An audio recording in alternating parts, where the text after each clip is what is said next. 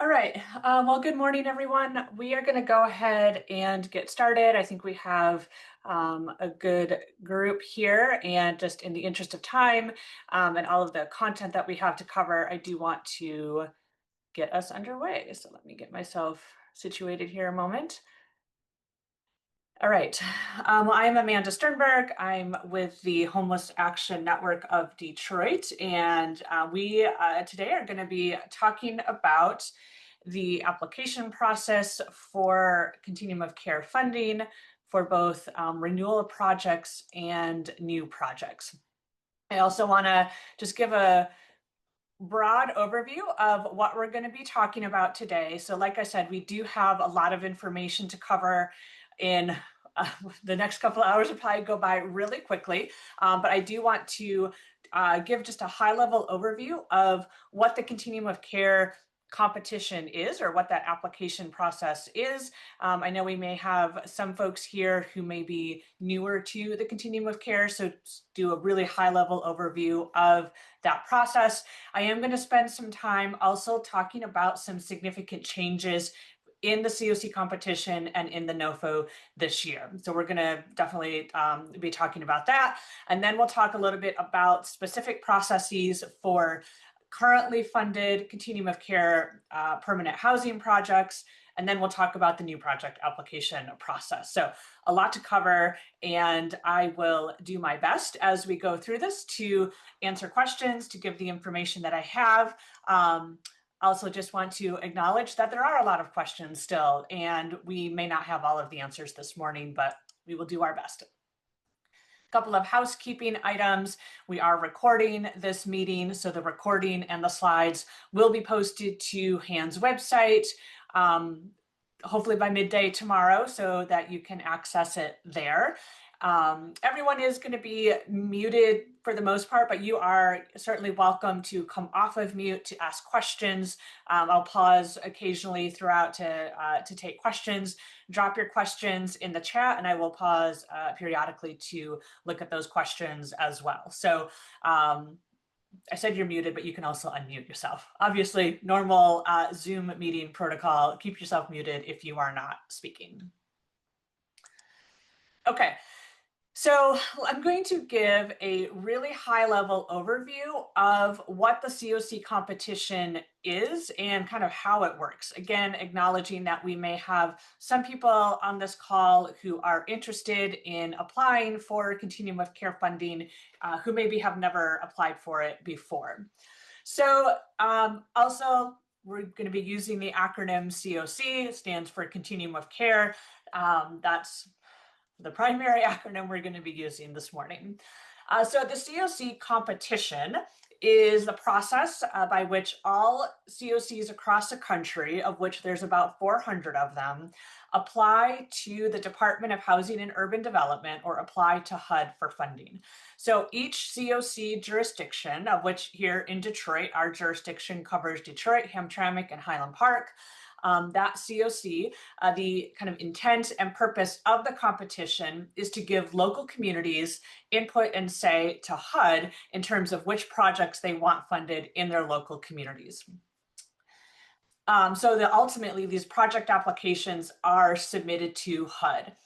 HUD then makes the final funding decisions, and HUD bases their awards on several factors. One, obviously, the amount of funding they have available. That obviously is a driving factor.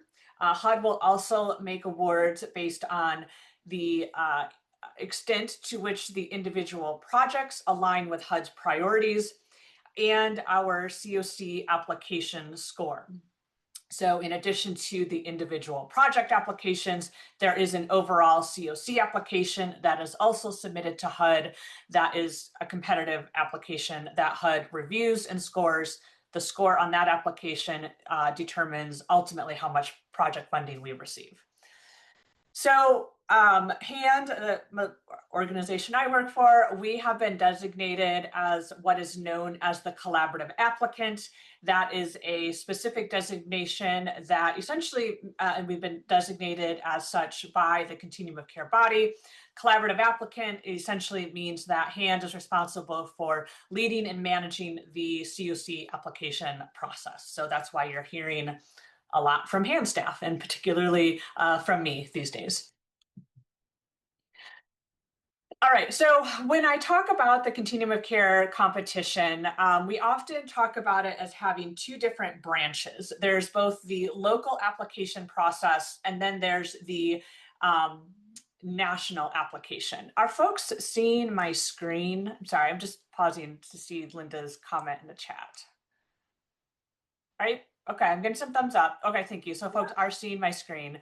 Thanks. So Dawn, I apologize. I'm not sure, it might be a you thing. Sorry. Okay. The slides will be made available after this presentation as well. So, okay. All right, but others can see my slides, so that's great. Dawn, I don't know, maybe logging out and logging back in, that's always my go-to as well, to try to fix things. Okay, so when we talk about the CoC competition, there are, again, kind of two branches to it. There's the local application process. That's the process by which decisions are made locally on which project applications are ultimately submitted to HUD. And the Continuum of Care Board plays really the key role in that decision making based on different recommendations that will come to them. But ultimately, our Continuum of Care Board is the kind of local decision maker around which projects are being submitted to HUD, how those projects are going to be prioritized, what we're going to be looking for within the projects, et cetera. So even though locally our CoC board decides which projects are submitted to HUD, as I said before, HUD ultimately makes the final funding decision on what is funded or what is not funded. So that's the one branch of the CoC competition. The other branch is the national competition piece of it, and that is where we complete the CoC application. That is another application process. Again, HAND takes the role in completing that, and that application is submitted to HUD. HUD evaluates and scores that application based on scoring criteria that they give every year in the NOFO. Our score on that application will determine ultimately how much funding we receive from HUD. And I'll talk about that in a little bit more when we talk about Tier 1 and Tier 2. But that's just a broad overview of the competition. One thing, again, I'm using the word competition over and over again because it is a competition. Folks on this call may be familiar with perhaps receiving funding from, say, the city of Detroit, where you apply directly to the city may review your application and decide whether or not you be funded. This CoC process, there's an extra layer to it, again, where even though locally we decide what is submitted to HUD, HUD ultimately decides what is funded or not. So it's a different process. Okay, I'm gonna now talk about some significant changes to this year's competition. For those who have been in some of these meeting spaces over the last week, some of this is going to be very familiar, but I just want to make sure that we're all kind of on the same page. So I'm going to go over these significant changes, and we'll do my best to answer whatever questions we may have about them. So first, we're going to kind of go in our Wayback Machine to 2024, so just 1 year ago, when HUD released the Notice of Funding Opportunity, or the NOFO, which is another acronym we're going to be talking about a lot. When HUD released the NOFO last year, so it was like July of 2024, in that NOFO was language indicating that HUD intended to do a 2-year funding cycle. So historically, this application process, this NOFO process, is something that is done every year. 2024 was really the first time that HUD said, hey, this is a lot of work to do every year. Let's do it every other year. And everyone was very happy about that. So they had that language in the 2024 NOFO that they intended to essentially not hold a competition in 2025. So as we moved into 2025, there was obviously a new administration that took office, in the federal government. And with that, there started to become a sense that this new administration may have different priorities than the prior administration. And so there may be some sort of competition in 2025. We started to kind of think that that might be happening in the spring of this year. So with that, we again, as the collaborative applicant, did go through a process with all of our current CoC funded projects. You'll recall over the course of the summer, we did a project review, an evaluation of your current project. You received a score, that scorecard telling you, how you performed on different outcomes, et cetera, et cetera. So we did go ahead and do that process earlier this year for a couple of reasons. One, we wanted to certainly know how our current projects were performing, and we wanted to set ourselves up to have some information, some data available to us should HUD decide to do a competition this year.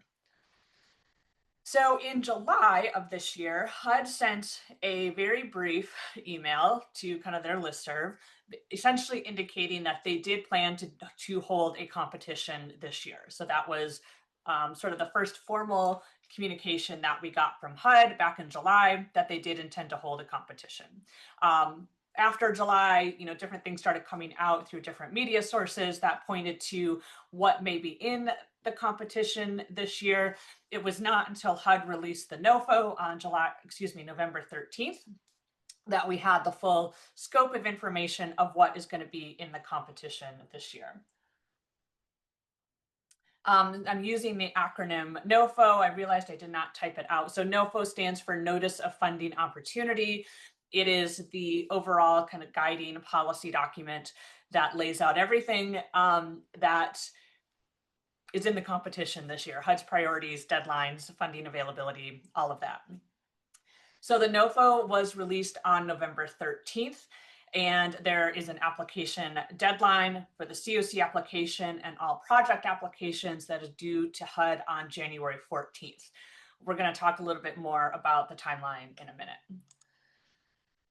So this year's NOFO, for those, again, who have been in different meeting spaces before or have read anything about the NOFO this year, there are some pretty unprecedented shifts in the NOFO in HUD's priorities this year, funding levels, and what the funding may be used for. We are also under an aggressive timeline to make some pretty significant and dramatic changes locally in how our CoC funding is allocated, and have that submitted to HUD again by January 14th. So there's not a lot of time to make some pretty significant decisions. So there's a lot of changes in the NOFO, but there are 5 that I'm going to highlight here. So the shift in HUD's funding priorities, the 30% permanent housing cap, talk a little bit about Tier 1, Tier 2, and the changes there. Some changes that we've seen with CoC application scoring, and changes to HUD's review of new and renewal projects. Before I go into those changes, I do want to also just pause to highlight a couple of resources. I'm probably going to be coming back to these additionally over this webinar. I want to just acknowledge that we are not going to have time on this call today to do a in-depth deep dive on the NOFO and all of the changes. However, the National Alliance to End Homelessness held a webinar on, I think it was the 19th, the 18th or the 19th, where it's about a 90-minute webinar. They did an amazing deep dive analysis of the NOFO, the changes, the problematic changes, what the shift in funding. I highly recommend that you view that webinar. It's posted to HAND's website, and I will later on show you where you can access that link to that recording. That webinar is going to go into a lot more detail than we just have time to do today to really walk through what these changes are. So I would highly recommend, again, that you watch that. The National Alliance also offers what's called their System Series tools on their website. They have produced some guiding, some documents, some analysis of the changes in this year's NOFO compared to prior years. So again, those are really helpful resources that I would encourage you to avail yourself of. And the Michigan Coalition Against Homelessness, also, I would highly recommend you sign up to receive their newsletters, consider becoming a member. They also are producing some webinars about changes to the NOFO to the competition as well. So just wanted to kind of point those out while I go in and start talking about some of these changes. So the first thing I want to talk about with these changes is to kind of set the stage with the shift in HUD's priorities. Because this, I think, is sort of a groundwork for the changes that we're seeing. So every year in the NOFO, HUD lays out their funding priorities for the competition this year. It's essentially HUD's way of saying, hey, with these continuum of care dollars, these are the priorities or what we hope to achieve by using these funds. With that, then, HUD makes their funding decisions in alignment with those priorities. The CoC application is scored to the extent that local communities can demonstrate alignment with those priorities as well. So these priorities are kind of a big deal because, again, it signals to communities, here's what HUD is looking for, and here's what HUD is looking to accomplish with the use of these dollars. So right now on the screen, we have on kind of the left-hand side, what the NOFO priorities were in 2024 and prior years. The priorities always are modified a little bit year to year. So, so I can't say these were all verbatim what they were prior to 2024, but for the large and most part, they have largely been steady over the past several years. So what the prior priorities have been, I'll just kind of quickly run through them. They've been to end homelessness for all persons, using a housing first approach, reducing unsheltered homelessness, improving system performance, partnering with housing, health, and other service agencies, addressing issues of racial equity, improving access for people who identify as LGBTQ, ensuring full participation of people with lived experience, building an effective workforce, and that really is targeted to the staff persons who will work in these CoC funded programs. So that's kind of what's meant by workforce there. And lastly, increasing affordable housing supply. So again, these are the prior HUD priorities that we saw in the 2024 NOFO and in prior years. And again, for those of you who've been around for a while, those may look familiar, and you may know that we have then locally tried to align our local priorities with HUD's priorities. So this year, the 2025 NOFO, on the right-hand side, we can see what HUD's priorities are for this year. It is I've taken this language verbatim from the NOFO. So it's ending the crisis of homelessness on our streets, prioritizing treatment and recovery, advancing public safety, promoting self-sufficiency, improving outcomes, and minimizing trauma. So HUD is moving much more towards moving away perhaps from those prior priorities of housing first, low barrier programs, and moving much more towards service participation requirements, promoting treatment and recovery, and all those kinds of things. And I should have said promoting self-sufficiency as well. That is definitely a priority that they have embedded in this year's NOFO. So with that shift in priorities also comes a shift in how the CoC can allocate its resources, meaning what types of projects we may submit to HUD for funding and at what funding levels. So one of the most significant shifts, which again, I think most of you on this call have heard us talk about before, is the 30% cap on permanent housing. So HUD is capping or limiting the amount of permanent housing funding that a CoC can request this year. And I want to make sure everyone understands too, permanent housing means permanent supportive housing, rapid rehousing, and our joint component transitional housing, rapid rehousing projects. All three of those project types are considered permanent housing. So it's not just PSH, it includes all three of those project types. That cap is set at 30% of our annual renewal demand, or ARD. So that it's largely comes down to a formula of how much funding can be submitted. This cap applies to both our currently funded projects, our current existing CoC funded projects, and any new projects that a CoC would be submitting to HUD. I'll kind of give a sneak peek when we talk about new project applications coming up in a little bit. We, as the CoC, are not going to be considering new project applications for PSH or rapid rehousing. We'll talk about new projects later on, but just to kind of give that heads up. So this 30% cap, it applies to, again, all permanent housing projects of, again, PSH, rapid, the joint component projects that receive CoC funding.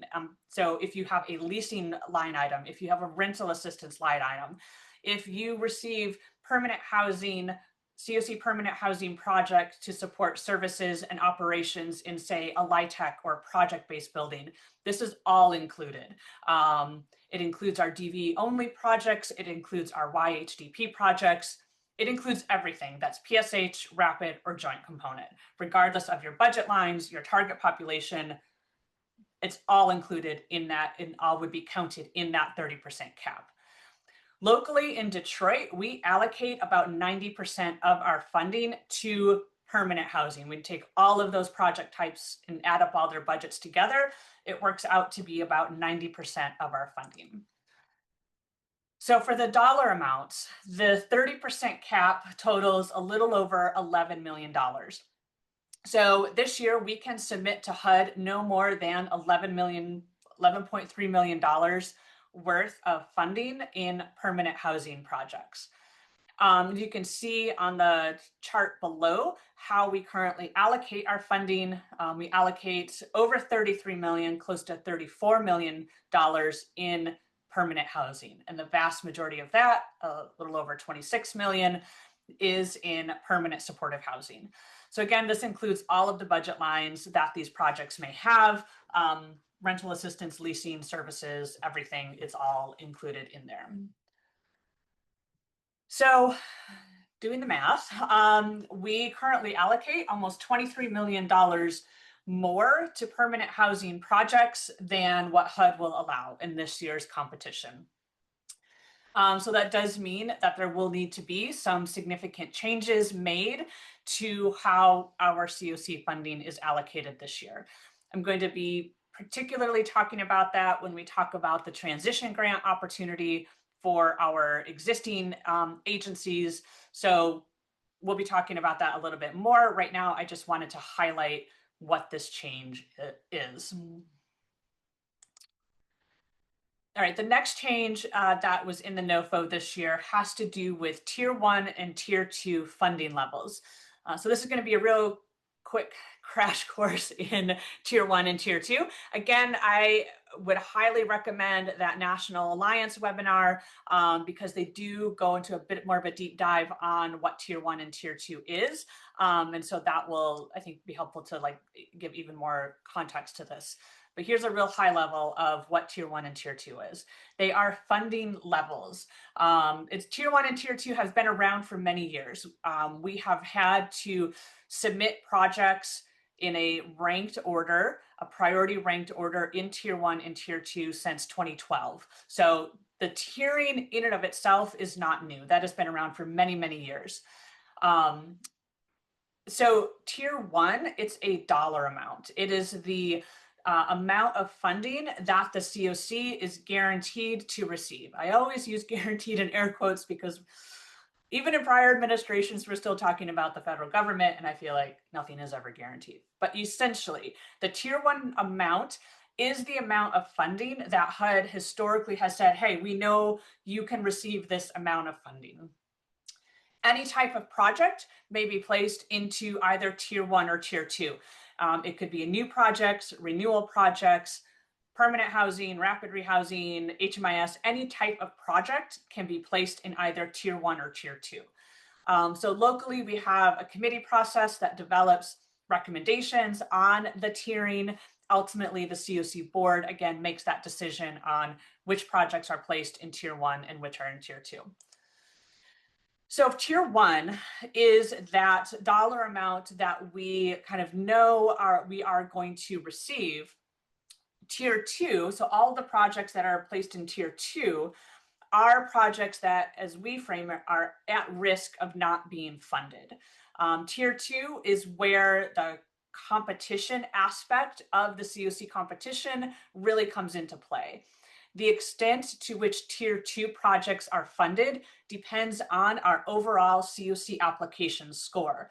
So again, in this CoC competition, we are competing, the Detroit CoC is competing with every other CoC around the country when we complete this application and when it is scored. Those application scores are used to determine how many projects in tier 2 will be awarded. So the higher we score on that CoC application, the greater chance we have of receiving those tier 2 projects. Historically, 90% of the funding that we can receive would be placed into tier 1. So historically, we would know we're going to get 90% of our funds. The other 10%, we're hoping to get some or most of it, but that is what would be up for competition. This year, the tier 1 funding level has been set at 30%. So I give the dollar amount there. I just want to make a note that when we talk about the permanent housing cap being 30%, $11.3 million, and the tier 1 funding level also being 30%, tier 1 funding levels, it's the same dollar amount and the same percentage, but the numbers mean different things. So HUD, to throw one other piece of confusion into the competition this year, decided to use the same percentages and dollar amounts, even though they mean different things. For the tiering process, what this means, 30% of the funding that we have available, we know that we will receive. And again, any project type can be placed into tier 1 and any type into tier 2.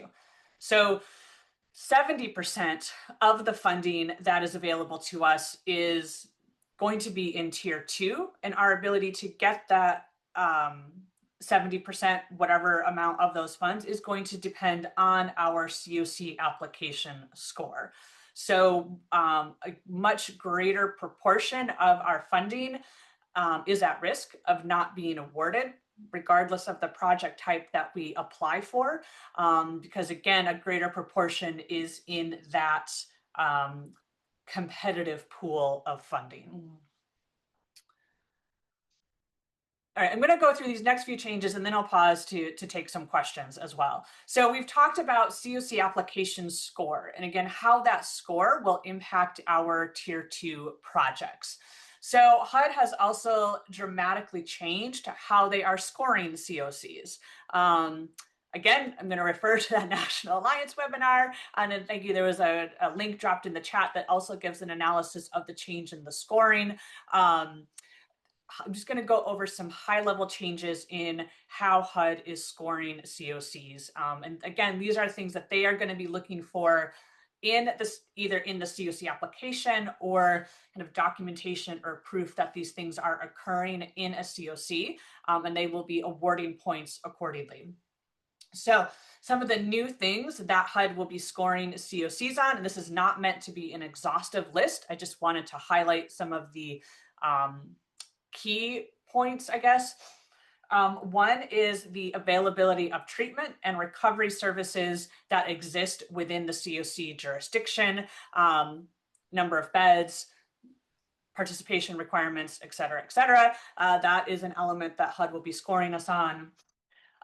They will be scoring us on the extent to which we cooperate with law enforcement when it comes to upholding bans on public camping, upholding bans on public drug use, assisting with the mapping the location of unsheltered sex offenders, and the extent to which our statewide sex offender registry aligns with the SORNA standards, which SORNA is a set of standards for public sex offender registries. I will just say, as a side note, that Michigan's, this is statewide, this is not specific to Detroit, but statewide, our registry standards do align with SORNA. There's only about half the states in the country do. So this criteria right here is already going to cost about half the states in the country some points in their application. Additional things that HUD is going to be scoring CoCs on is the extent to which projects require service participation. So this is a movement away from housing first. And there are some higher expectations within our system performance measures, which the system performance measures are overall performance data that HUD evaluates CoCs on. HUD is required to include system performance measures as a criteria for their CoC application process. That is required by statute, but how HUD does that can change from year to year, and we do see those changes in the NOFO. So the fact that we are evaluated on our system performance measures is not new, but how we are being evaluated on them has changed. The last kind of significant change that I want to talk about has to do with the individual project applications. So there are some additional, again, changes to the projects and what HUD is going to be expecting and requiring. This first screen applies to both new and renewal projects. And as we get into the application forms itself, you'll see how we have really tried to be intentional about bringing these requirements into our local materials as well. So the first is that projects will be required to confirm that they will not engage in racial preferences or other forms of illegal discrimination. And all projects will have to confirm, and I pulled this language right from the NOFO. So this is just right from the NOFO. They will have to confirm that they will not operate drug injection sites or safe consumption sites, knowingly distribute drug paraphernalia, permit the use of or distribution of illicit drugs, or conduct any of these activities under the pretext of harm reduction. So new projects and we'll see in a minute, renewal projects will have to affirm, particularly this second point as well regarding drug use and harm reduction practices. So if an applicant cannot affirm those things, it is very unlikely that HUD will fund them. Additional changes for renewal projects. And so renewal projects, projects that have received funding in the past. As a side note, transition grants are not renewal projects, and we'll talk about that more in a minute.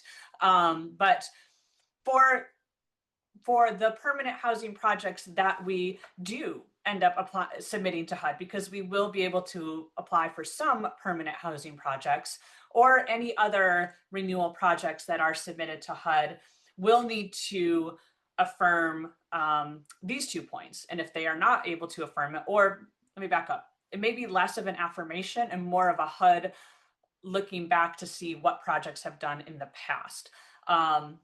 So that second bullet point, you see that same language around harm reduction.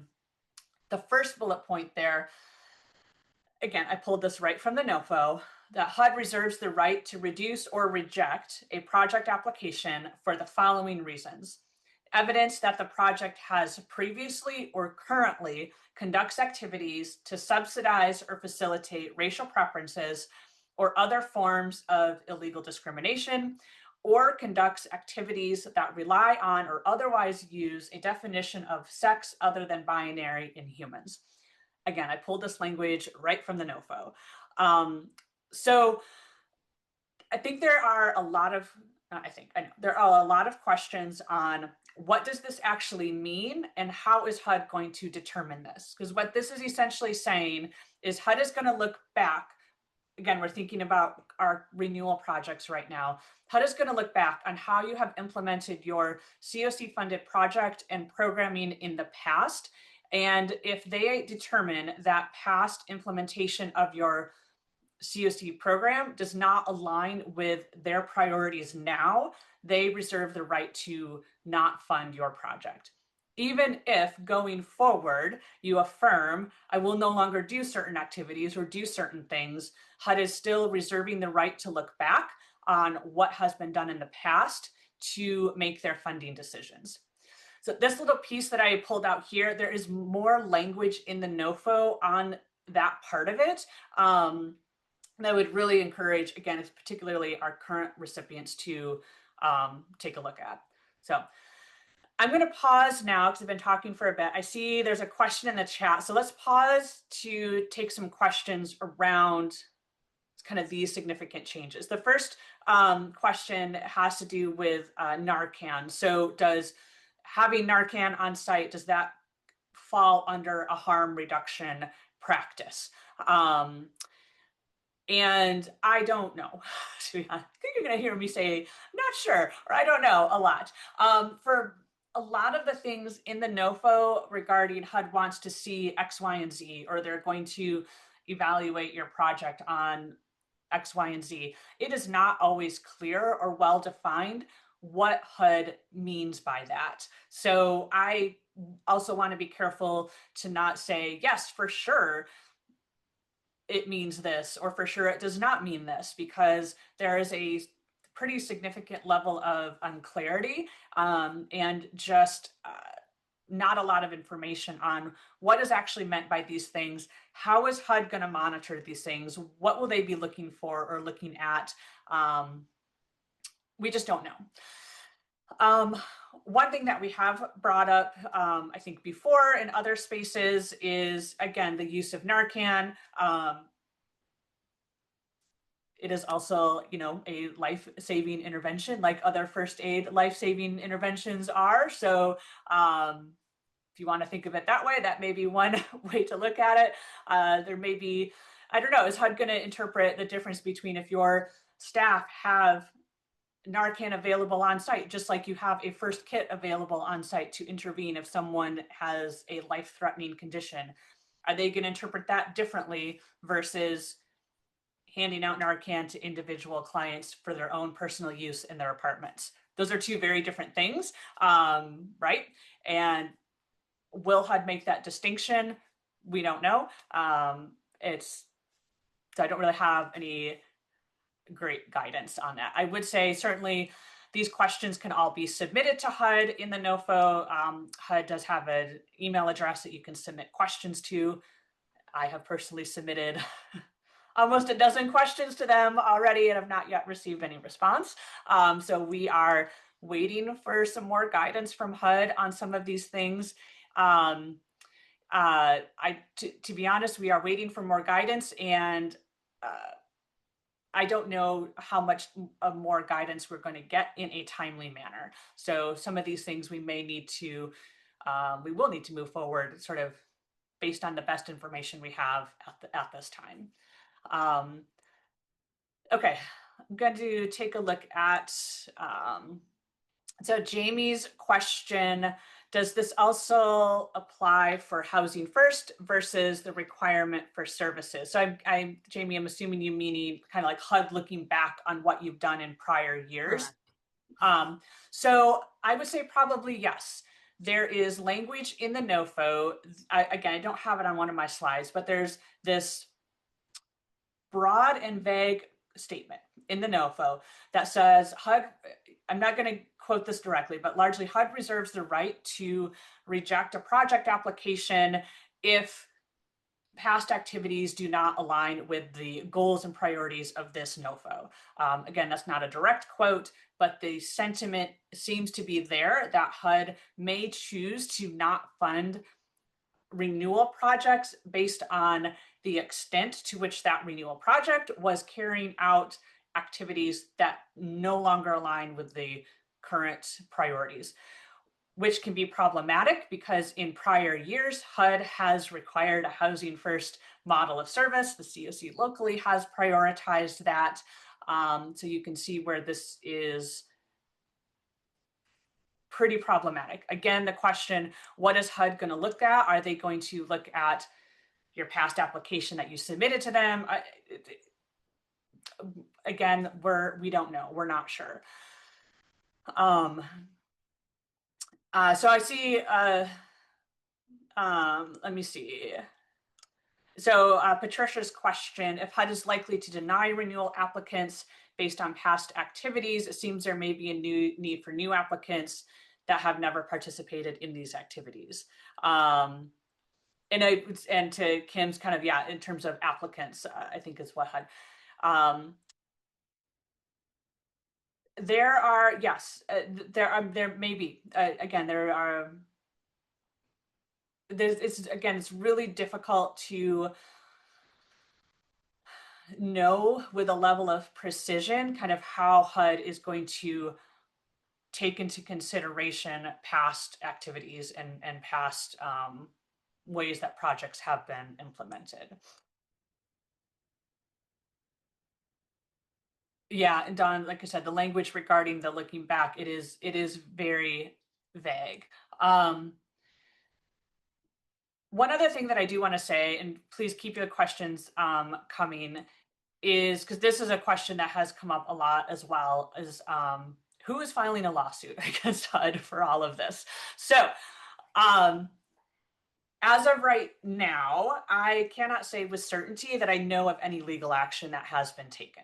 What I will say is that legal action was taken against HUD when the CoC builds application came out earlier this summer. That was a different funding process, but it had similar, very restrictive language, and a lawsuit was filed, injunction was filed. So there was happenings with that one. Given the language in this NOFO, the timeline that CoCs are under to make these decisions, I would not be surprised if there was also legal action taken in response to this NOFO.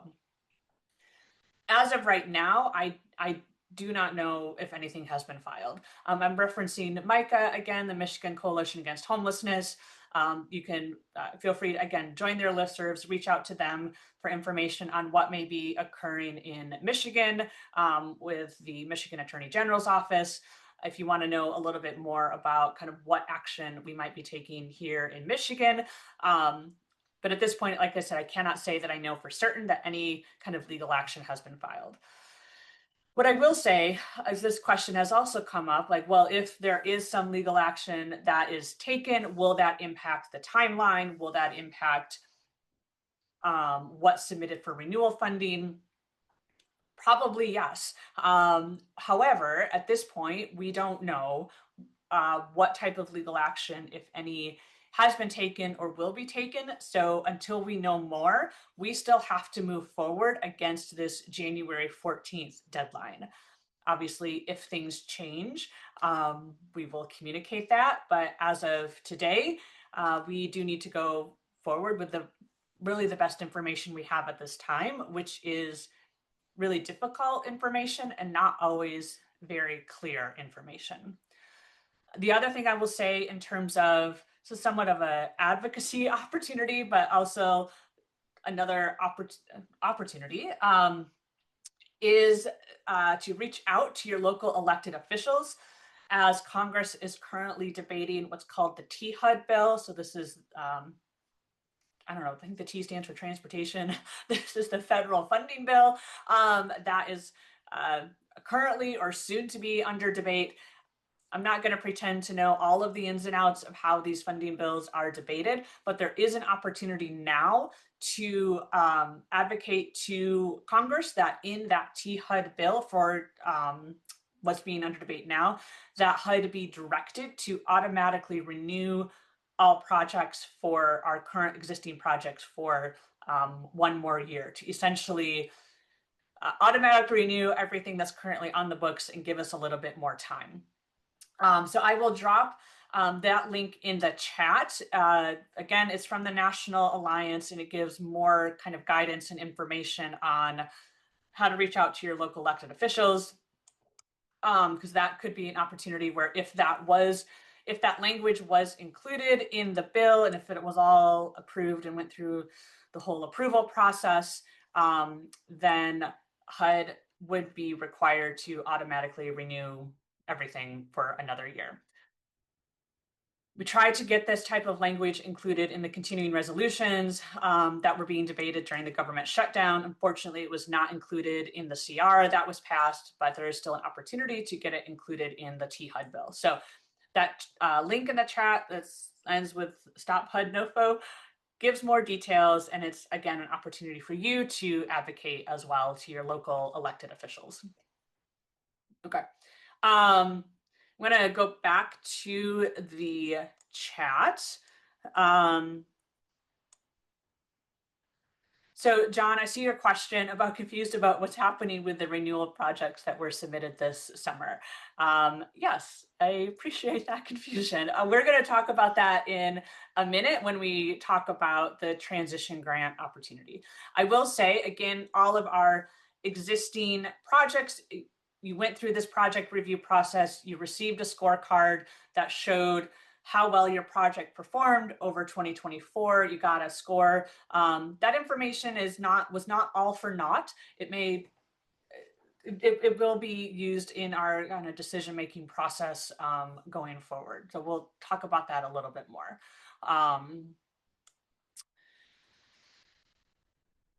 So Don, your comment that looking back at renewal language could be interpreted as a loophole or a standard. Yeah, given this administration's behavior, it is hard to predict if it will be applied uniformly or on a case-by-case basis. I agree. It's really difficult to know with certainty how that is going to be applied. And the question from Pam about reaching out specifically to the House committee members or all House reps, I would say reach out to anyone and everyone. So, here in the Detroit area, my experience has been that our elected officials in DC are largely going to be aligned with what we're asking for. If you live in different districts, even if different part of the state, if we have anyone on this call who may be a consultant working elsewhere outside of the Metro Detroit area, your local elected officials may have very different viewpoints on this. So you may have a bit of a tougher conversations to have with them, but we do really encourage those conversations and that advocacy to occur. Do we know if HUD will require that clients be screened for TANF eligibility, i.e. will they will require that clients be citizens or permanent residents? So that is an interesting question because it gets to the interesting and complicated, and I don't know that I'm going to have the most satisfying answer, unfortunately. There is language in the NOFO that communities can earn some bonus points if they demonstrate overall community policies that essentially say we have policies and a process where we will use what's called the SAVE system or an equivalent system to verify a person's immigration status for receipt of these services. Those are bonus points that can be earned in the CoC application. We don't currently have that overall kind of policy in Detroit. There is another set of bonus points in the application that I think we can earn that has to do with projects being in an opportunity zone. This is a little in the weeds right now. I apologize for that.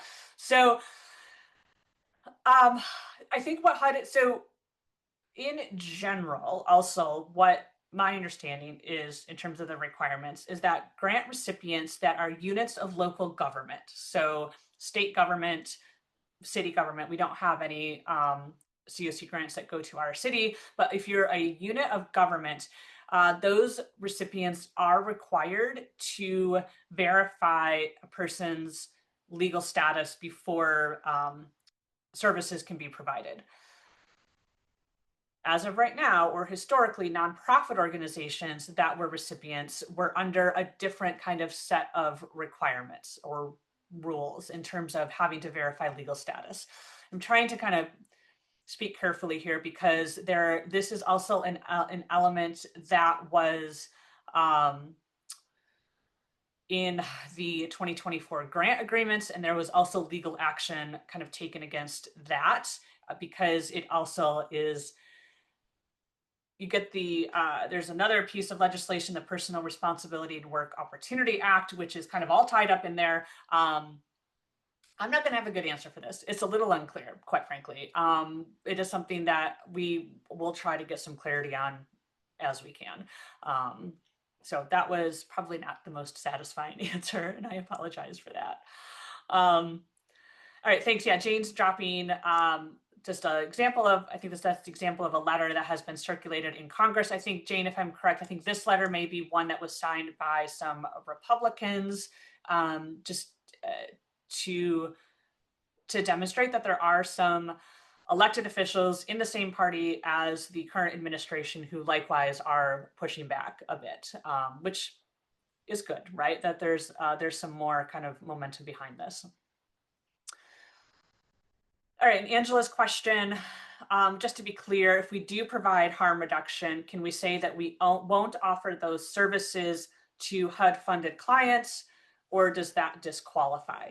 So I think what this question might be getting at is the broader question of, if my organization as a whole supports harm reduction, or as a whole we support and we value housing first, but for this individual project that's receiving CoC funding, if I say for this project, I will not engage in harm reduction, I won't do harm reduction practices as an example, will that be okay? Or is HUD going to take a broader lens on what I do as an overall organization? So like many things, it's not entirely clear.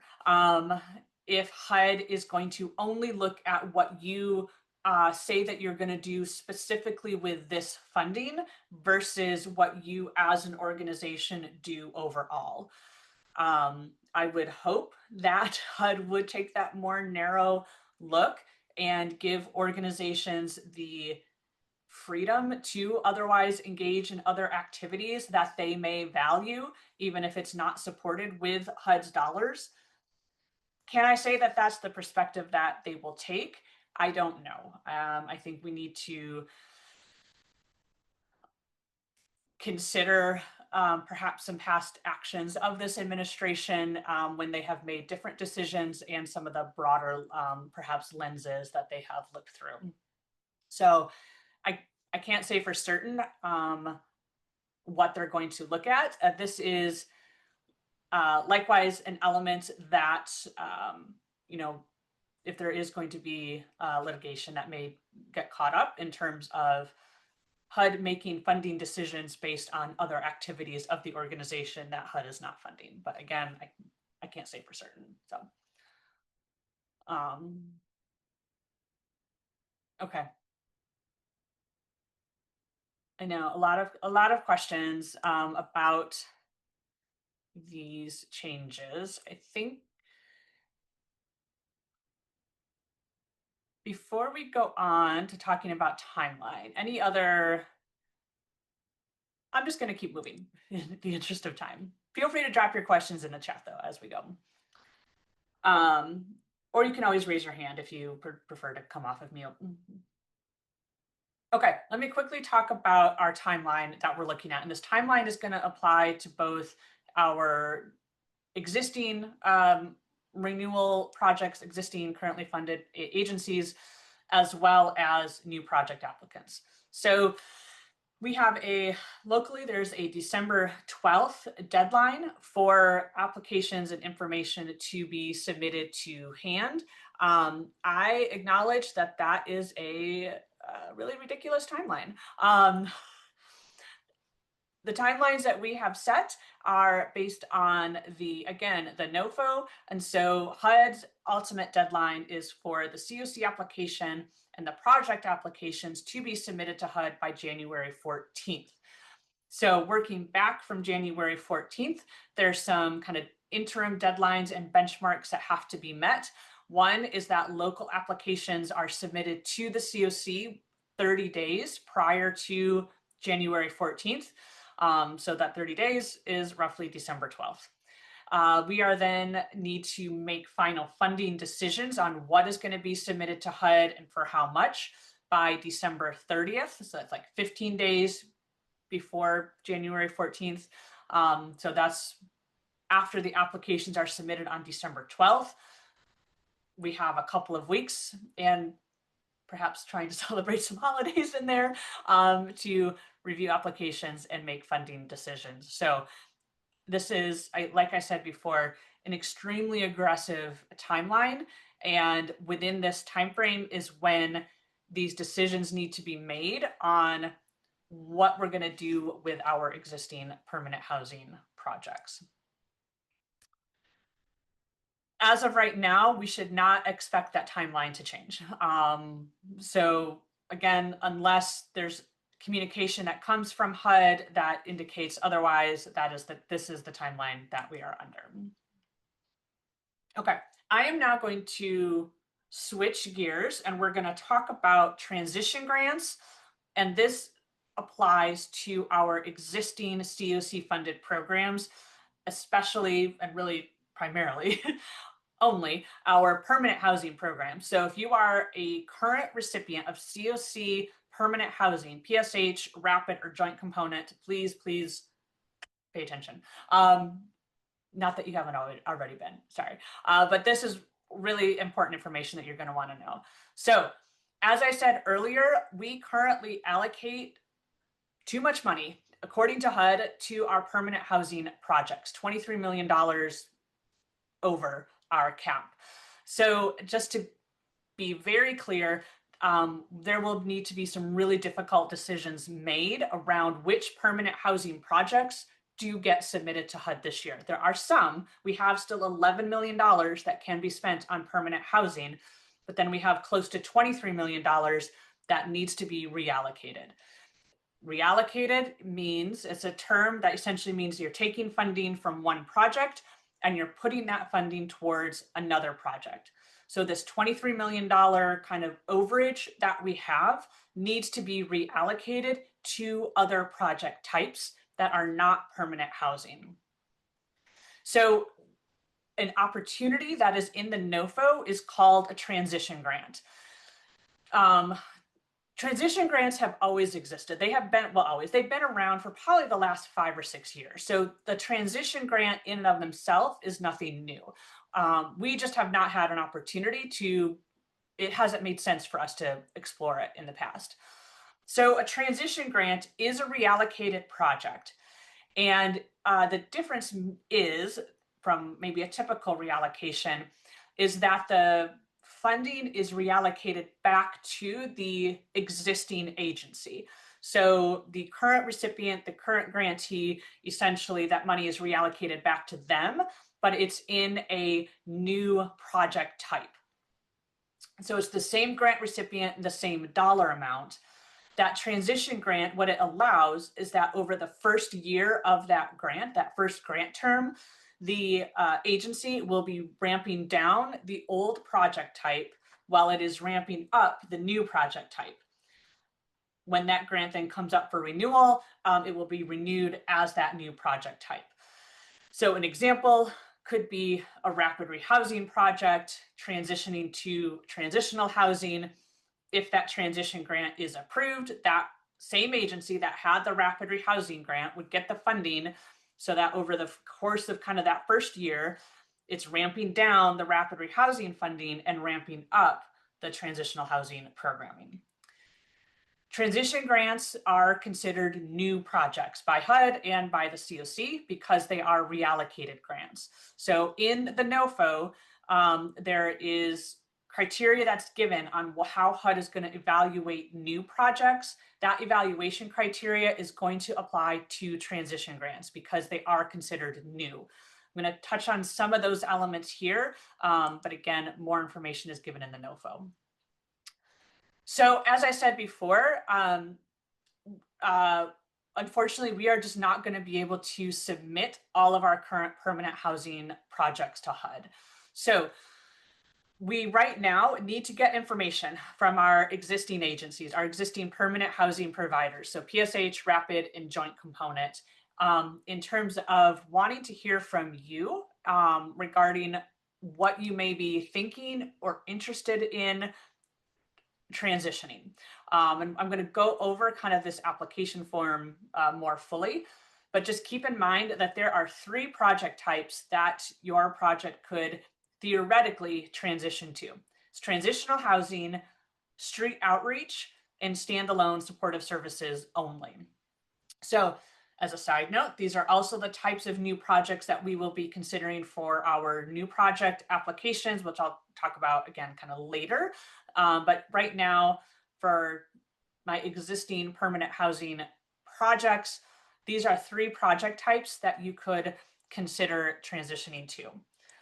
Okay, I want to walk through this document because this really contains the heart of the information. But let me see if there's any specific questions that I can answer. Can SSO only project? Okay, I think some of these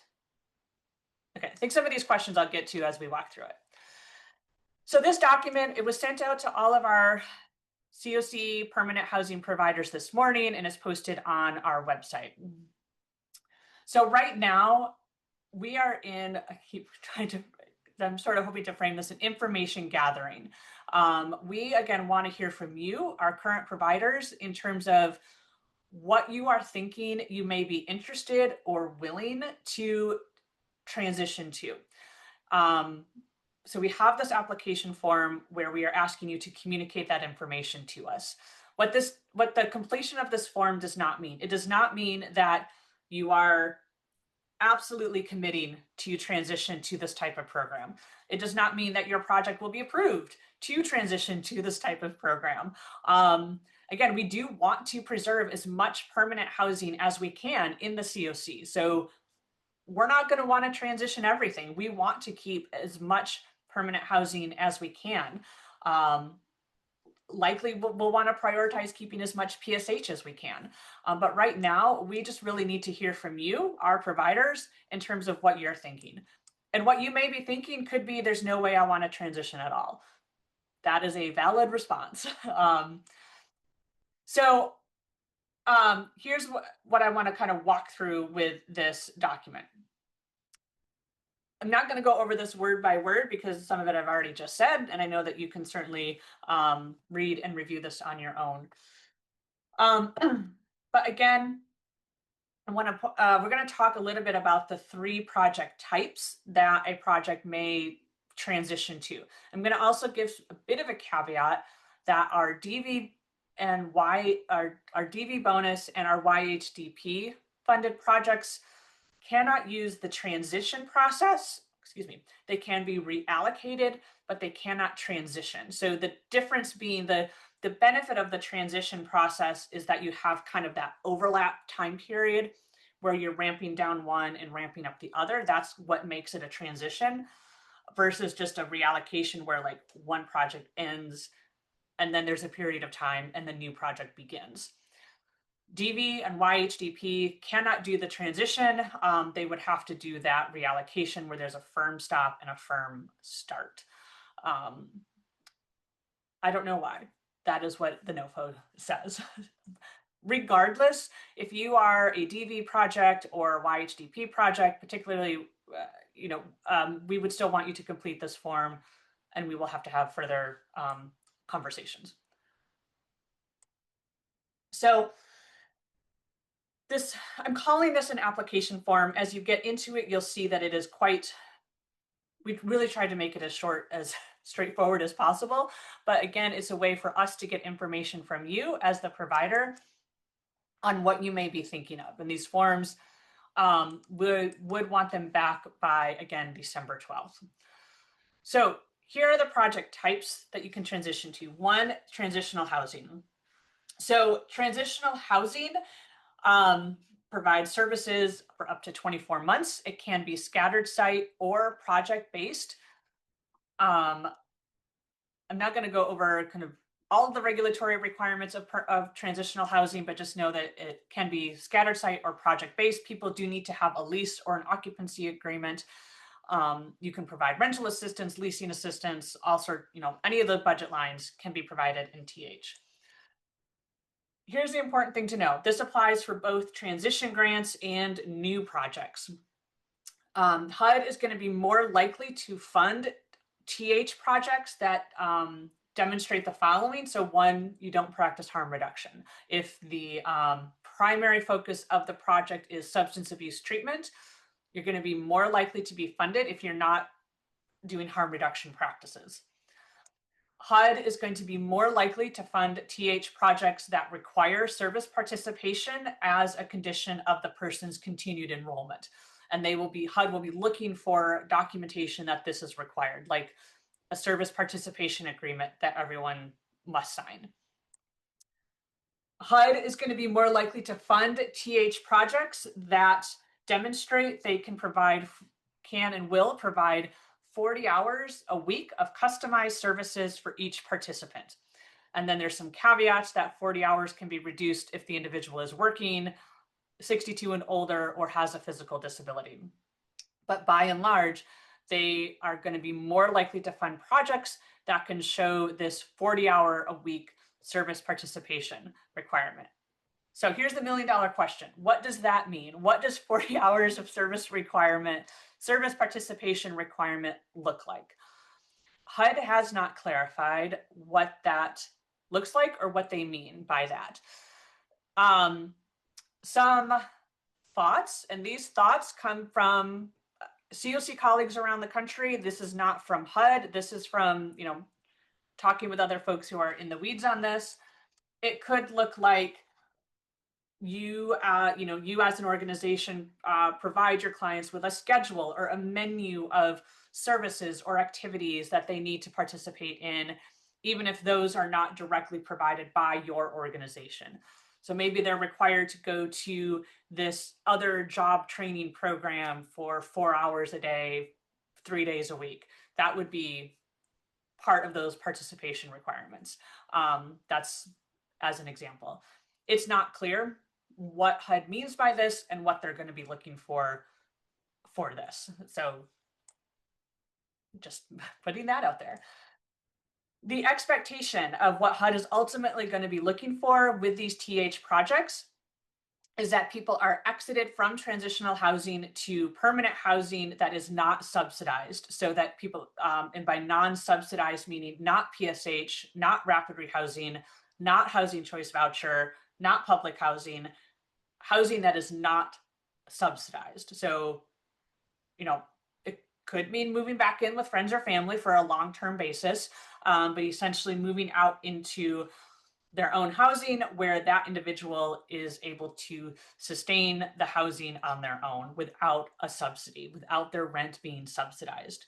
HUD also is expecting that these TH programs will particularly help people increase their income, and particularly employment income, which is going to be necessary if they're not exiting to subsidized housing.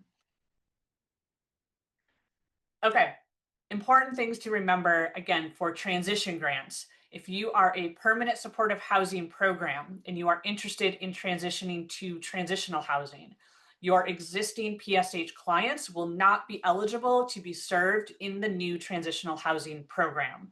I guess full stop. They're just not going to be eligible. So I want to make it clear that we are not going to be able to ramp down a PSH project and ramp up the TH project with those same clients. The PSH project would need to be ramped down. Individuals would need to be exited to other resources, and the TH project would be ramped up with new clients. For current rapid rehousing and joint component projects, it's a little less clear. And I say that because people who are in rapid rehousing retain homeless status for purposes of eligibility in other programs. There's been a lot of kind of chatter too around, like, what about category 2 imminent risk of homelessness? If someone, we know the rapid rehousing program is ending in, the near future, we know that person is going to be at risk of homelessness. There are some differences of opinion. And again, these differences of opinions are not coming from HUD. HUD has not yet provided additional guidance on this. We are waiting for that guidance. The conversations that I'm seeing and that I am a part of, there are different interpretations of this in terms of whether or not a category 2 imminent risk of homelessness, so people coming from rapid or joint component, would be eligible for a transitional housing. I think at this point, we should assume that they would not be eligible. the best would be if they would be, but I think for our local kind of intents and purposes, we should assume that they would not be eligible. All right, I'm going to run through these other project types and then I'll switch back to the chat. The other project types that can be transitioned is street outreach or standalone supportive services only. So these are both fall under the broad umbrella of SSO or supportive services only, but they're kind of two different branches under that umbrella. So one is street outreach. And again, we will also be accepting and considering street outreach applications under the new project application.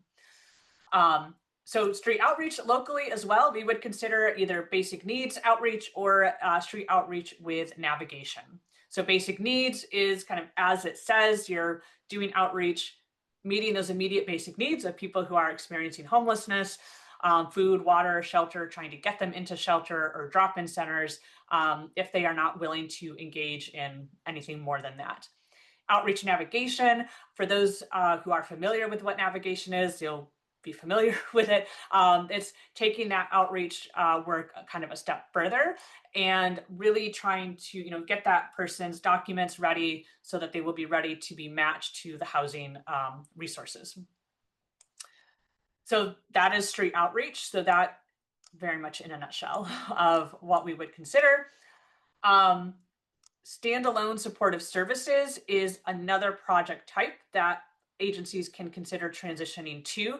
This is a little bit broader in terms of the types of programs that can be provided. In a nutshell, the standalone services are to provide services to people who are currently experiencing homelessness. So essentially they're going to be category 1 homeless for the most part, but they're essentially residing in an emergency shelter, an unsheltered situation. A transitional housing would qualify as well. So there is a variety of types of services that can be provided to those individuals. That could look like job training, outpatient health services, services within a shelter to help people move out of shelter. This is kind of a caveat that standalone supportive services can provide services to people in an emergency shelter. CoC funding cannot fund emergency shelter programs in and of themselves, such as the operations, the beds, the foods, the meals, etc., in emergency shelter. But through this SSO opportunity, we can use that funding to fund the services, the case management, some of the people power, however you want to call it, that take place within the emergency shelter to those emergency shelter residents.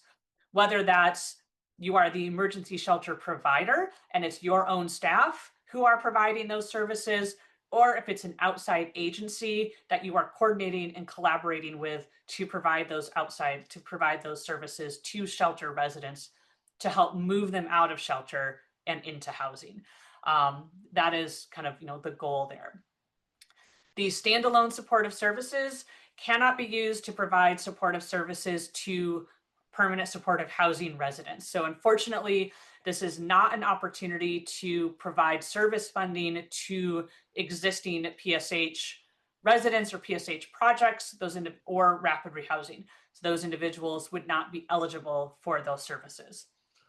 Also, I just put this note in here because this question often comes up.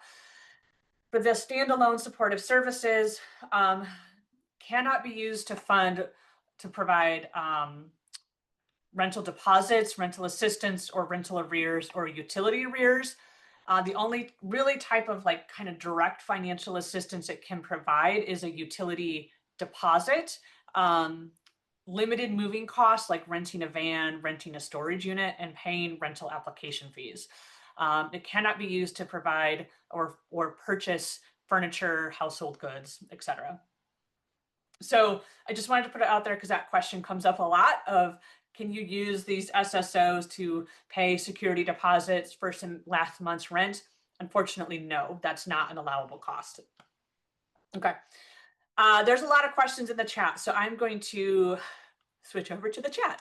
All All right, can SSO only grants provide services to transitional housing projects? Technically, yes, because again, people in TH are going to be considered homeless, so they would meet the eligibility criteria.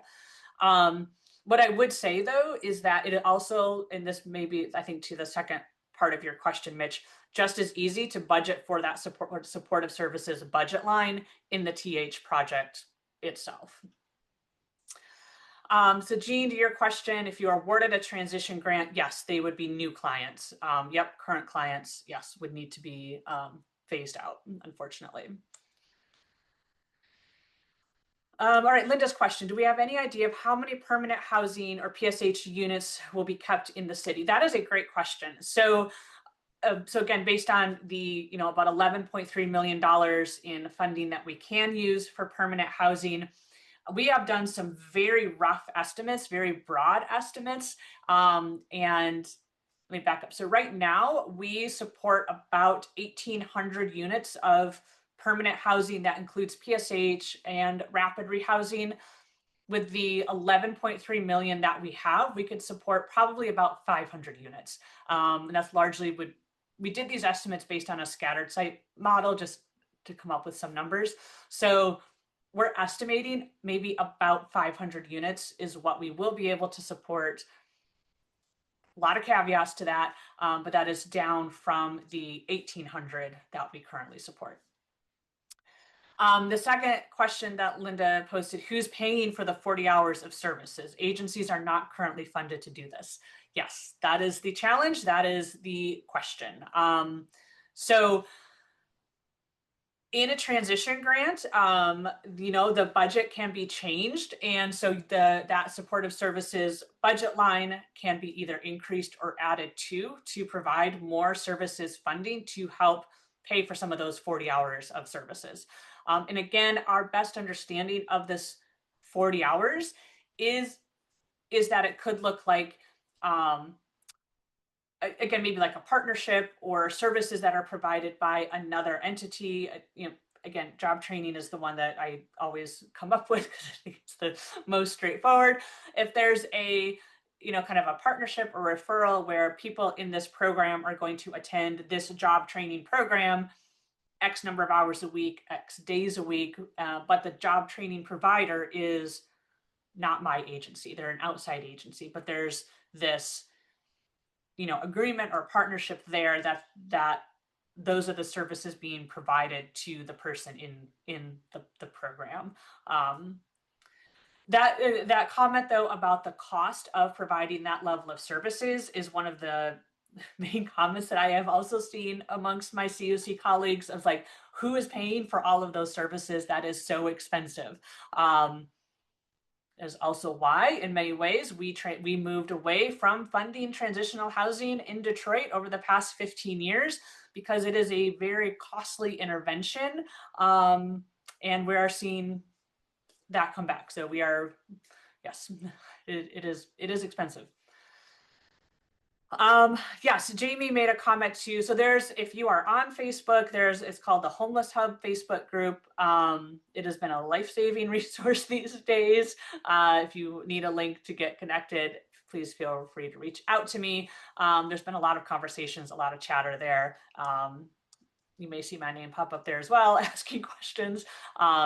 Again, this is kind of as a side note, just know that hand staff we are deeply involved in a lot of these different spaces where CoC colleagues around the country are talking about these issues. And so we are pulling together the best guidance that we can. Based on what we're hearing from our colleagues around the country, given that HUD has been very limited in the guidance that they are giving and limited also in the accurate guidance that they are giving. There are some things that they have provided that are contrary to regulations. So we are trying to be very mindful of that. All right, thanks. Jamie is like a step ahead of me. So that Homeless Hub Facebook group page is there. Okay. So Jane's question, would like you to address, if possible, now I've heard the transition details. I understand how you arrived at the $11 million as a function of our annual renewal demand. Is the 11 million a given What if our total ask is far short of our annual renewal demand? So the 11 million, again, that we have for permanent housing, that is based on, that calculation, that 30% of our ARD. Nothing is a given, certainly. These projects will still go through HUD's review process. HUD is, going to review them and make their funding decisions based on the criteria that they give in the NOFO. I think if I'm understanding the second part of your question, Jane, what if our total ask is far short of our ARD? So that would be all of the funding we have available, not only for permanent housing, but also for reallocated or transition grants and new projects. Well, let's leave the new bonus projects out of that. What if our total ask is short of that? That is a great question. Quite frankly, we think that may be part of HUD's strategy. That has been, again, this came up on that Alliance webinar where HUD has language in the NOFO that says if they receive an insufficient number of applications in response to the funding they have available, that HUD may release another NOFO. So there may be the situation where HUD may be assuming that these shifts and these changes are so significant that communities will not have an adequate number of applications to actually apply for the funding that is available.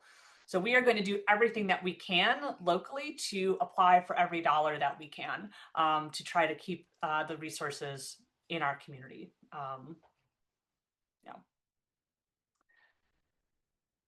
All right. So these questions are really helpful as well, because even though I know we're talking specifically about the transition grant stuff, this is a lot of what we're talking about here will also apply to the new projects as well. So Jamie's question, will projects that are renewed be required to make clients enroll in services? If clients are unwilling to engage, will we be required to exit them from the program?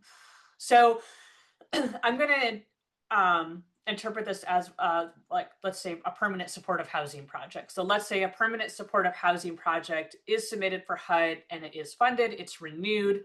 Will that project be required to require services? So maybe, but it also not entirely clear, because renewal projects there is this element where HUD is going to look at obviously what they've done in the past. So it's not, I'm struggling here because honestly, it's not as clear. I think what we should keep in mind is that ultimately HUD is moving away from housing first. So will there be the immediate change of, okay, my PSH project is renewed, and now as of the new start date for my new grant, everyone must participate in services or they're out. I don't know that it's going to be as clear cut as that.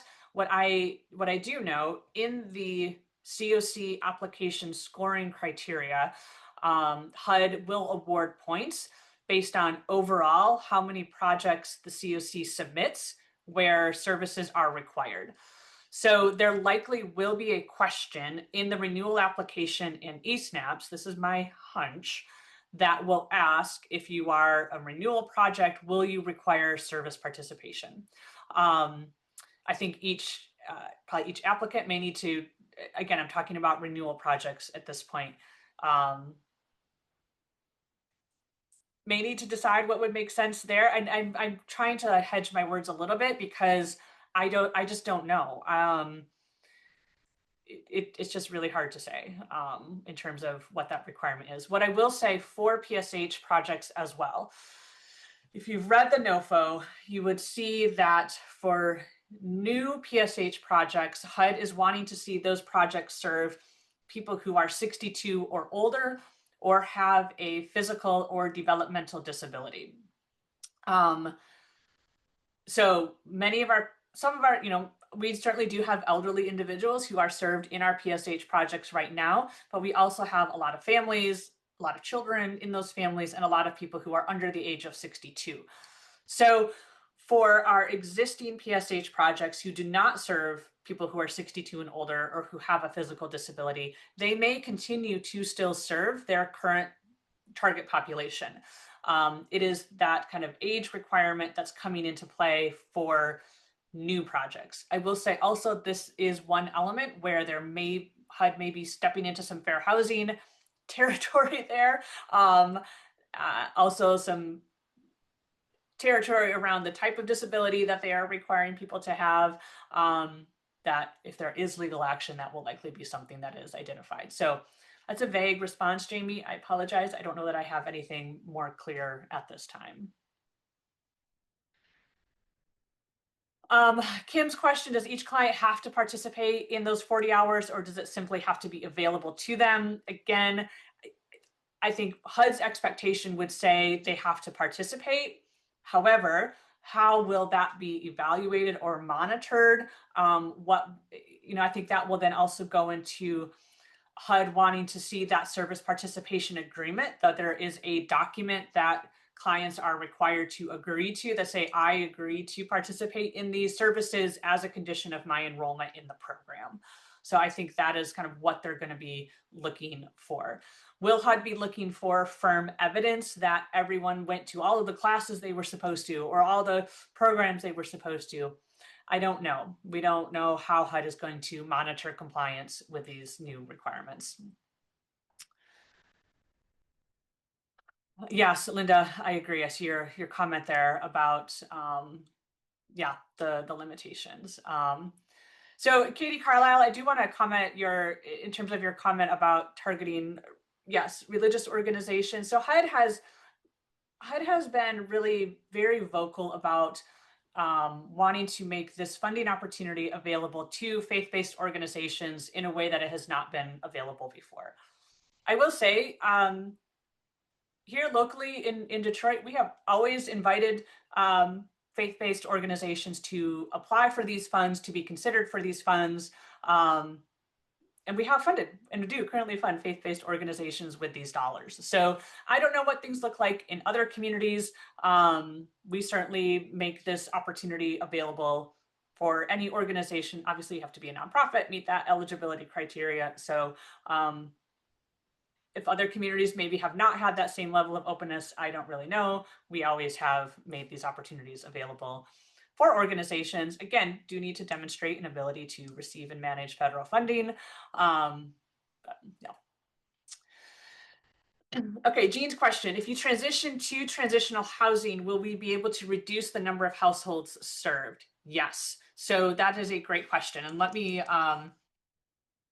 I do want to kind of get to this application form itself. So there is an assumption that, again, I kind of alluded to this earlier, transitional housing programs are typically more expensive than other project types, meaning you typically cannot serve as many people in transitional housing with the same amount of money as what you could in like PSH or rapid rehousing. So let's say you have a 20-unit rapid rehousing project and you're thinking, I'm willing to transition to transitional housing. If you're working out the budget, it is really unlikely that you would be able to provide like 20 units or 20 beds of transitional housing using the same amount of funding as you could in your rapid rehousing programs. Because as we've alluded to earlier, the service costs are going to be significantly more expensive.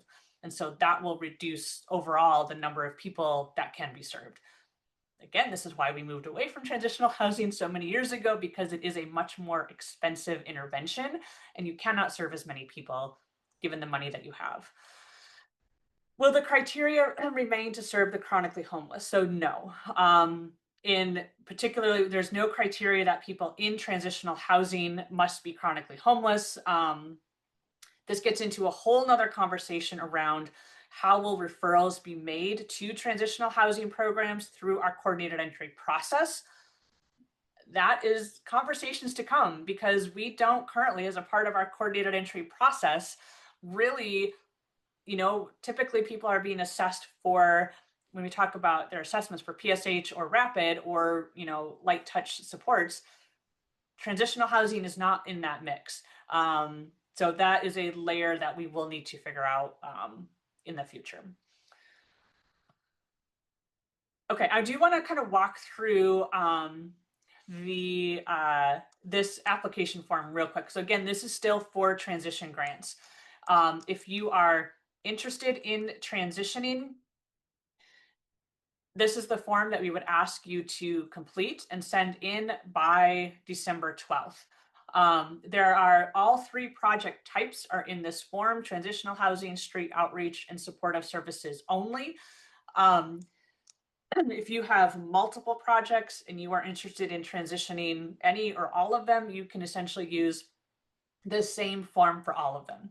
You'll see we've asked you to indicate which grants you're talking about to transition for either TH, street outreach, or supportive services only. For each of those project types, we have about 4 or 5 questions that we again really try to make this as brief and high level as possible. Simply saying, tell us what you're thinking. Tell us kind of what services would be provided, what technical assistance would be needed from hand if you did do this transition. If you have a subrecipient, are they aware of this or in the mix? We did include in this application some of those threshold questions that HUD is going to be looking for. So particularly for TH, it's going to ask, it says HUD is going to be more likely to fund projects that require services. So is this something that you would do? Yes or no? Again, that 40-hour question, yes or no. The substance abuse treatment question, if the primary focus is treatment. So we've added these here essentially as threshold questions because, again, noting that HUD is going to be more likely to fund projects that do say yes to those things. And if that is just not something that you even really feel comfortable getting into, then, and if you answer no, then transitioning may not be the right kind of opportunity for you. I want to skip ahead to the budget page. We are asking as well, for a very simple budget. And if you are interested in transitioning more than one project, this is the budget page. We do ask that you do just one per project, just so we have a sense of like, oh, this is their $300,000 rapid rehousing program that now they're considering transitioning to a $300,000 street outreach or what have you. So while the questions you can answer kind of in group, like if you have more than one project you're interested in transitioning, you can answer those questions kind of all just one time. The budget we do want separate, and I've included the different budget lines that can be requested. And this is a simple budget form. We're not looking for a lot of details at this point. If it would be helpful for you to have a more detailed budget form to think through this, I can provide you one. We wanted to try to make this as straightforward as possible. So this, again, this budget form is intended to be pretty high level. Again, you can completely change your budget lines, what budget lines you have, how much money is allocated to each of them, except the total amount of the grant cannot change, because essentially you're saying, I'm going to take this existing grant, completely change it to a different project type, different budget lines, but the dollar amount does have to remain the same. Okay. The other thing I want to mention about, and I realize I didn't go over this form in detail. I do want to also have some time to talk about new project funding. Maybe should have separated this webinar into 2 different ones. But what I will also say is that in all of our current providers got this link this morning. We would like to offer a one-on-one meeting with all of our current projects to go over this transition opportunity. So I will put the link in the chat again. You did get it this morning. I've already seen some folks sign up to meet one-on-one with hand staff, because I know that there's just kind of a lot of information coming at you right now, so that we can kind of talk through this in more detail. Let me see if answered questions here. So Laura's question, will referrals only be permitted through CAM? So as of right now, I've not seen any language that says that CAM is going away. So you should assume all referrals to all projects will be coming through coordinated entry. I do not know what that will look like for like the supportive service only projects. I don't have, because we don't typically fund those projects, so I just don't know. But particularly for transitional housing, yes, transitional housing, whether it's a new grant or a transition grant, plan on all referrals coming from coordinated entry or CAM, meaning that essentially you will not have sole control over your front door or who comes in. You will get the referrals based on our local assessment and prioritization process, which for transitional housing will need to be built out a bit. Will applying for a transition grant have any bearing on whether or not the CoC board will consider your renewal projects for renewal? So that's a great question, Jean. And really where we are at right now with this transition grant process, like I said, this is information gathering. It's a way for us to hear from you as a provider in terms of what you are thinking. There is certainly, again, there is still $11 million in permanent housing available to us. And I think we're going to want to preserve as much of that permanent housing programming as we can. I would assume we would also want to preserve as much PSH as we can. So maybe this is in a roundabout way getting to your question. In deciding which permanent housing projects we are going to submit to HUD with that 11 million. Those decisions have not yet been made. That is a lot of decisions are all in the mix here. I can tell you some of the factors that will be considered in making those decisions include, past performance of that project. Was this PSH project successful in getting people housed, keeping people housed, helping them increase their employment or income? So that scoring criteria, that we did earlier this summer, those, some of that data is going to come into play. We'll be considering who is this project serving? Is it scattered site? Is it project-based? There's a lot of things that are going to have to go into making those decisions, and they're going to be really difficult decisions. Like, this is so difficult. Like, I don't think I can overestimate that enough. Like, we've never had to face this type of situation before where we have to reallocate $23 million away from our permanent housing, away from our successful permanent housing programs.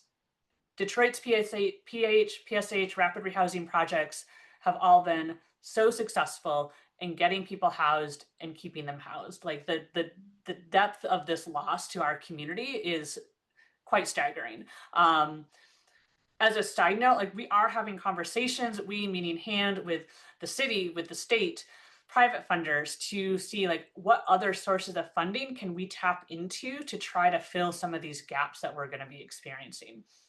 We don't have any answers right now, but just know that like those are things that we are heavily involved in and engaged with.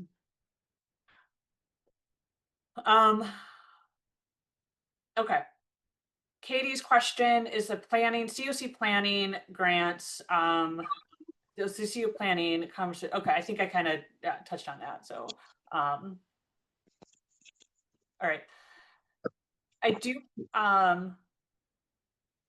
okay, Carol, I see you came off of mute. Do you have a question?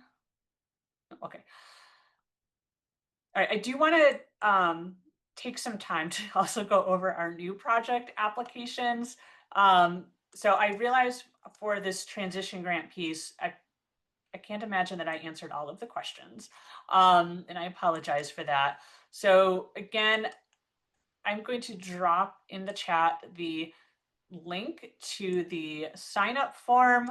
I think I have already seen a lot of folks already sign up, but these are for a one-on-one meeting with HAND to talk through this kind of transition grant piece more fully. I will also say, I don't think I mentioned this, like, we have some ideas on what you may want to consider in terms of transitioning.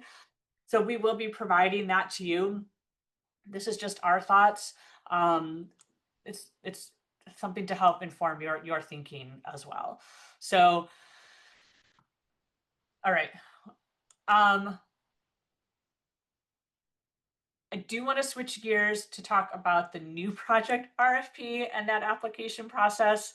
We're going to kind of continue through this, but just know that a lot of kind of what I have already said in terms of agency requirements, program requirements, all those kinds of things that apply to, transition grants, this all applies to the new project types as well. So hopefully I won't have to be repeating myself, but I will if I need to. So, okay, for new projects. So for new projects right now, we're kind of switching gears. And what we're talking about right now is not transition grants. So if you are here and you do not currently receive CoC funding, but you are interested in applying, this is finally for you. Or if you are an existing CoC recipient and maybe you are interested in applying for a transition grant and additional funding, this part is also for you. So new project applications are still due by December 12th. Everything is due on December 12th. Everything that I'm going over here also is given in much greater detail in our new project RFP. So I am going to really click through a lot of things that might feel a little rushed, but again, it's all written in the RFP that you will want to read thoroughly to make sure you have a full understanding. I'm going to talk about the types of projects that can be applied for in this RFP. So we've already touched on some of these: transitional housing, street outreach, supportive services only. For transitional housing, those could be including TH projects targeted to people fleeing domestic violence, because we do have some domestic violence bonus funding. So we will consider applications for transitional housing projects to exclusively serve people fleeing domestic violence. We will also consider a coordinated entry project that will target people fleeing domestic violence. There's a lot of details, again, in the RFP of what that would look like, but essentially the coordinated entry project would have to demonstrate how those coordinated entry activities would benefit people fleeing domestic violence. We are also inviting there's two types of expansion applications that can be applied for. Expansion projects here are limited to only coordinated entry or dedicated HMIS, and they are further limited to those current recipients. So just to be really clear, an expansion application is where you have an existing project and you are applying for more money for that project. And the dedicated HMIS, those funds are only available to the HMIS lead agency. That is a HUD requirement. So the HMIS lead agency, which is HAND, is eligible to apply for additional dedicated HMIS funding this year. Likewise, the current coordinated entry recipients, which is HAND, and community and home supports, could apply to expand their existing coordinated entry project. So we are not considering new PSH, new rapid, new joint component projects this year, because those would all fall within the 30% cap.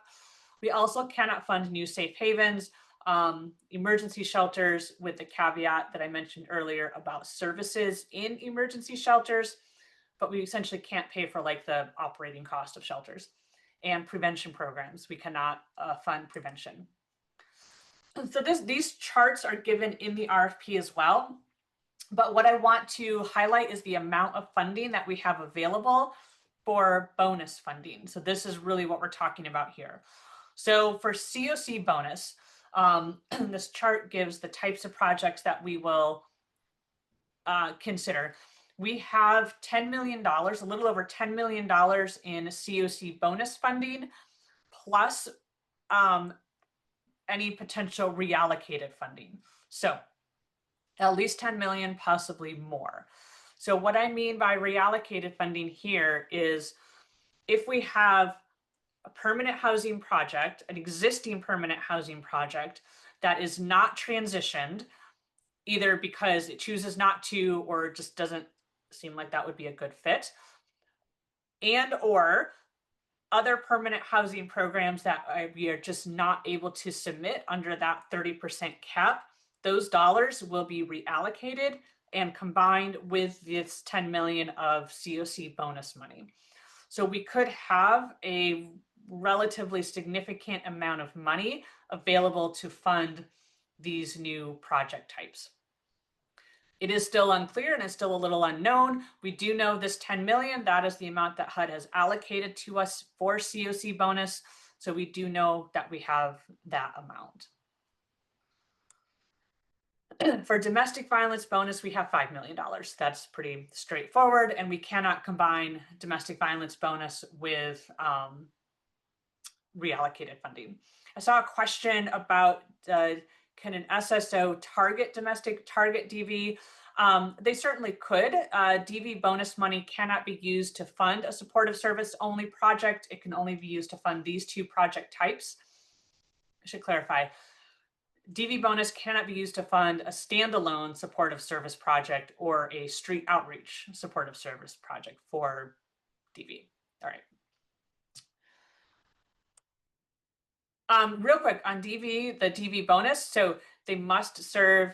So again, this would be, for example, for like a new transitional housing for DV, must serve people who are category 4 homeless, so fleeing or attempting to flee domestic violence. That full definition is given in our RFP. People often ask about human trafficking. Where do those individuals fit in there? HUD does consider someone who is fleeing or attempting to flee human trafficking to fall within that overall DV definition, with the caveat that a project cannot exclusively target people who are fleeing human trafficking. So they can be included in the eligible population, but they cannot, these projects cannot be exclusively targeted to that clientele. There is no limit to how much new funding one particular application may request, which may feel a little unusual. We're in unusual times here. So what I would recommend is that you consider, given those charts that we showed, how much funding is available, either what we know or what we may project. Applicants may request multi-year grants, which is something that we don't often do for new project applications, but you may request a multi-year grant. One thing to keep in mind that all CoC grants do need to meet a 25% match requirement. So that match requirement in and of itself may impact how much you as an organization can request, because you will need to match it through different sources. We do not have the time today to go into a lot of details about match. If you have questions about match, I will provide you some additional guidance. Feel free to reach out to me. I'll provide you more resources on that. So in terms of project start dates, we typically say new projects will start at some point in the fourth quarter of 2026. Maybe everything is so late this year that we cannot, certainly guarantee that. It will be late next year, if not early 2027, before any new project funding is actually able to hit the ground to be used. I'm not going to go over the eligibility criteria on what you as an organization need to apply. That's in the RFP. We touched on this briefly. Referrals, particularly to TH projects, will need to be made through coordinated entry. We will have to figure out what that will look like if and when we are bringing online new transitional housing projects. HMIS is also a requirement, the Homeless Management Information System.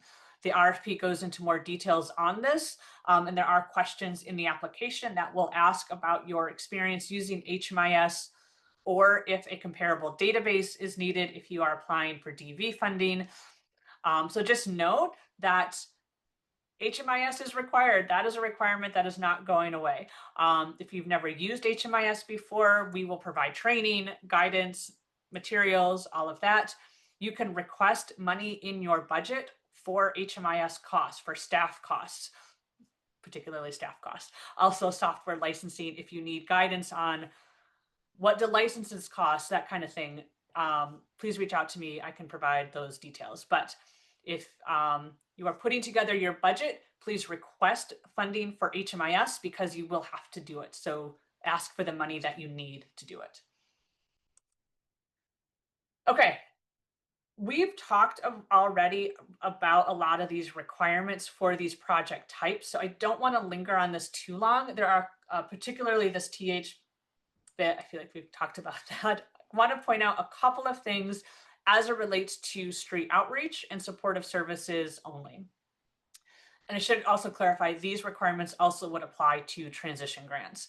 So for street outreach, we give details in the RFP on what we mean by basic needs or street outreach navigation. We will consider applications for either one or the other or both. We really try to align this with also the city-funded programs for street outreach or other currently operating outreach programs in Detroit. We know we have a lot of great outreach providers, so we're not necessarily trying to, reinvent the wheel here. One thing to note about street outreach projects, HUD will expect our street outreach projects to cooperate with law enforcement if or when an encampment is identified for clearing. The good news in Detroit, if we're going to look for silver linings, is that we do have well-established policies and procedures for how encampments are assessed and if and when they need to be cleared, how law enforcement is expected to work with our outreach providers. Does everything always work the way the policies and procedures are written? Not necessarily. I will acknowledge that. However, my point being that this is an area where I think Detroit may have an advantage over other CoCs, just in the fact that we have thought through and put together some processes around encampments, how they are dealt with in a compassionate and humane manner, while also, again, protecting public safety, as HUD would say. So just note that if you are applying for street outreach, that will be an expectation for you. Again, standalone supportive services, there's more detail in the RFP that we have already touched on. Just note that these projects cannot provide services to people currently existing in rapid rehousing or PSH. Also, for our coordinated entry grants, we are going to be looking particularly for expanding our access point, expanding navigation. If there is another type of service to be provided that you're proposing, you will need to explain that in the application. Okay, I want to click over a minute to Han's website and to show some additional resources for you. I'm going to drop this link in the chat and really recommend that you bookmark this, keep this handy. Today's recording, everything from today, will be posted on this website. Here's what you're also going to find. The RFP, which again goes into, this is for new projects. So for those domestic violence, CoC bonus, DV bonus, that RFP is here. Included in the RFP is the evaluation criteria, what we're going to look at when we're scoring and reviewing your projects. There's some appendices that are additional helpful guidance, such as what can you use continuum of care funding on? What types of costs are eligible? And there's just other resources there. So please review that RFP closely. We just don't have time to go into it all in detail today. But I also want to acknowledge that you can read it on your own. The application forms themselves. So these are not for transition grants. Transition grants are further down on the website. These new project application forms are all listed here in a Word format. So you will download them, save them, fill them out, and email them to me by December 12th, before midnight on the 12th. So complete those forms. As you download them, you'll notice there are a few attachments that you may need to submit, like an audit. I think that's primarily it. There may be one or two other attachments. We really tried to pare down these application forms given the timeline that we are under. So if you have applied for new project funding in the past, you may notice that these applications are stripped down, and that was intentional because for your time and our time, we really tried to hone in on the basics. I want to talk about these budget spreadsheets. These budget spreadsheets, again, are for new projects. This is not for transition grants. There are two types of budget spreadsheets. This second one here is if you are requesting capital costs, so acquisition, new construction, or rehabilitation. We are considering projects that are requesting those types of costs this year. So the second spreadsheet is the one that you will use. So again, download it to your computer, save it, fill it out, and send it with your application. If you are not requesting those capital costs, you're going to use this first budget spreadsheet. And in the spreadsheet form as well, it will also alert you to which one you should be using. There are two recorded videos here that go over the budget spreadsheets in more detail, how to complete them, how to fill them out. Obviously, we don't have time to go over that today, so those recordings are there. So please watch them before you start working on that budget spreadsheet. For transition grants, so if you are an existing permanent housing provider and you're interested in or just want to tell us what you're thinking with transition grants, this is your section here. The PDF document that I went over is linked here. You did also all receive it via email.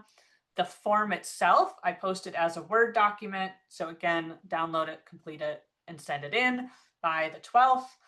I did put the link earlier in the chat for those signups. Please sign up to have a one-on-one meeting with us so we can talk more. Real quick on this website where this says renewal project applications, this is being kept here really for reference and historical information only. This was all from earlier this summer. You can really just disregard this. I just kept it there for now. Also under the this other information section, I linked to the full NOFO. If you've not yet read the NOFO, please read it. It's 128 pages long. Or if you don't have time to read it, or in addition to, please watch this National Alliance webinar. It's a 90-minute webinar. It goes into much greater detail on the changes of the NOFO, of the competition this year. They do a much better job than I ever could about what's at stake and everything that's at hand here. Okay. Again, December 12th, before midnight, 11:59 p.m. Please submit your applications. As of right now, do not plan on any timeline extension. This is the timeline that we are under. Okay, we are at 12:01. Let me just see if we have any unanswered questions in the chat. I do appreciate my colleagues chiming in and helping to answer these questions. I think, all right. Yes, so in terms of questions after this webinar, I will drop my email and phone number in the chat. Absolutely. Please, please, please reach out to me because I know this was a lot of information. Even if you are here and you don't currently receive CoC funding, but you're putting together an application, say for transitional housing or street outreach, please reach out to me. If your question is around the lines of like, what do I need to say in order to, be more likely to get funded, or, with the CoC, I may not be able to answer that. Questions of obviously a more technical nature, I can answer. If you just ask. If I can't answer the question, I'll tell you, but please just ask. Please reach out. I know that this is obviously a lot of information really coming at you quickly. And sometimes it takes some time to like really sit with your thoughts and think through. I also acknowledge I just got this information posted either between Friday or over the weekend. So we haven't had a chance probably to really read through it. So please take the time to read through it, and do please reach out to me with any questions. You can be able to rewatch this recording once it's posted as well. Okay. I will pause. Hey, if there are some additional, if there's anything in the chat I did not answer, please flag it. I think we did get all the chat questions answered. Okay. All right. Any final questions from folks? All right. I appreciate everything that you all are doing. These are really difficult My favorite conversations. And so I just, yeah, greatly appreciate you being here and spending this time with me, and we will talk soon. So thank you all.